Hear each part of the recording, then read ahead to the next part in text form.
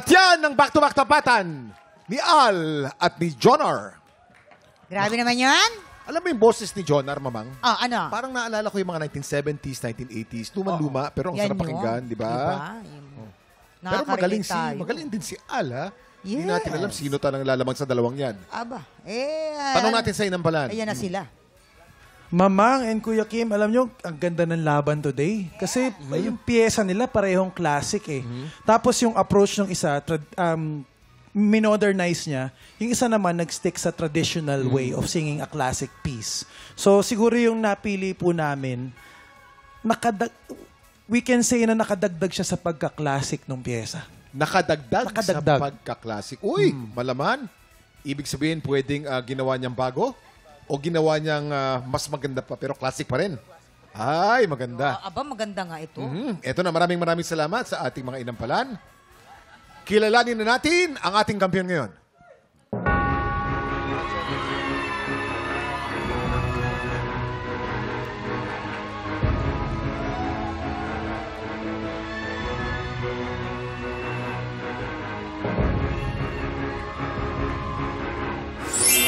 Jonar, meron ka 12 stars. Ikaw pa rin ang kampiyon ngayon.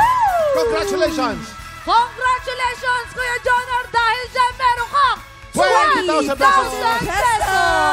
Nako, galing-galing naman yung Kuya Galing. Jonar. Halika dito, Jonar. Eto na, Tiktropa, tuloy-tuloy pa rin ang weekly auditions para sa tanghalan ng kampiyon. At kung ikaw naman ay 16 to 50 years old at palaban sa kantahan, sugod na sa ating weekly auditions every Wednesday and Thursday, 1 to 5 p.m. Dito lang yan sa GMA Studio 6. Mag-audition na kayo, Tiktropa. Kaya mo yan. Bukas, mga kapuso comedian ang makakasama natin sa masayang video okay game na Kantatluhan. Kaya pagpatak ng 11 o'clock, maki-happy time na dito sa TikTok Club! Muli, ang ating kampiyon ngayon, Jonar Reventizo. Ituring mong kahapoy-waring panaginip lang. Ang bukas, pangitain niyang gantay sa isip lang. Kung bawat ngayon mo sa'yo ay sulit lang.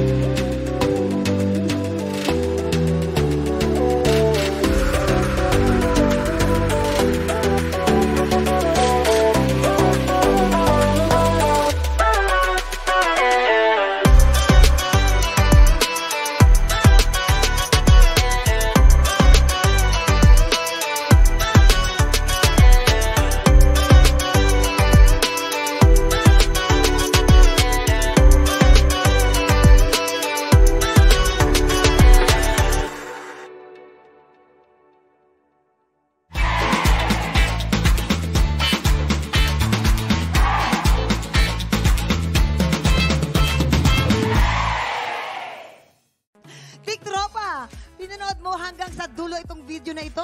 Abay, very good ka! For more happy time, watch more TikTok Lock videos on our official social media pages and subscribe to GMA Network official YouTube channel.